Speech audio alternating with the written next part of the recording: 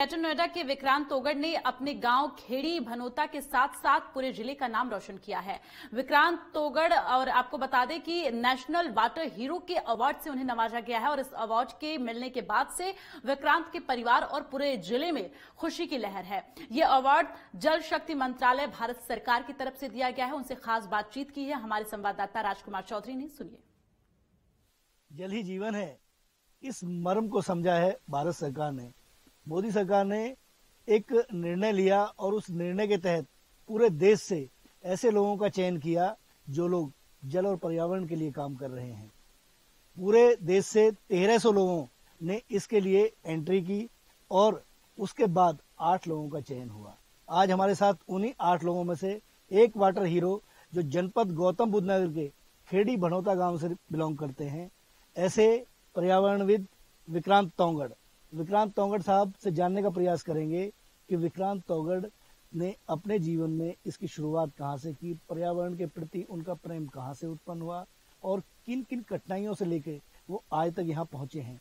तकरीबन 12 वर्षों का संघर्ष के बाद जब इन परिस्थितियों से आदमी गुजरता है तो कैसा महसूस करता है। विक्रांत जी, आपका बहुत बहुत स्वागत है नेटवर्क 10 में। मेरा सीधा सवाल आपसे, क्योंकि कहीं ना कहीं एक कोई घटना होती है जो व्यक्ति को चेंज करती है, कि पर्यावरणविद बनने का सपना कहाँ से देखा और इसको साकार करने में क्या क्या कठिनाई आपके सामने आई? सबसे पहले धन्यवाद नेटवर्क 10 की टीम का। उनका लगातार सहयोग मिलता रहता पर्यावरण के इस आंदोलन में। और जहां तक हमारी पर्यावरण की इस मुहिम को शुरू करने की बात है तो ये 2008-10 की बात है जब हमने इस मुहिम को उठाया।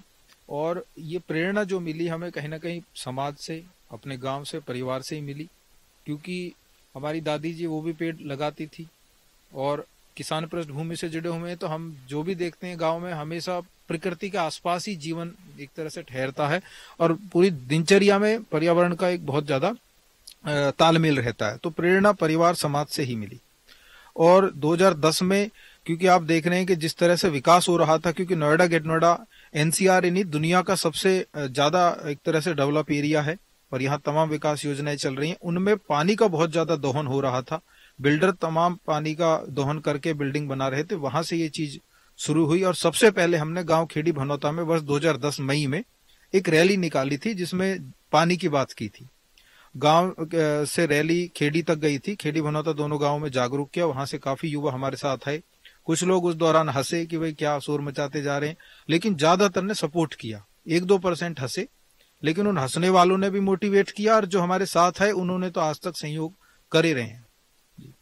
ये जो आपको अवार्ड मिला है, इसका श्रेय किसको देंगे?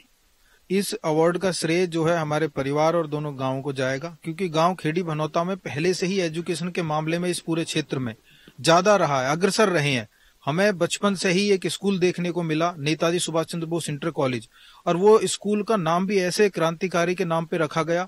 तो जहां पढ़ने के बाद, नेताजी सुभाष चंद्र बोस इंटर कॉलेज में पढ़ने के बाद आपके अंदर अलग से ही भावना आएंगी समाज के प्रति और पर्यावरण के प्रति और इन सामाजिक चेतना की।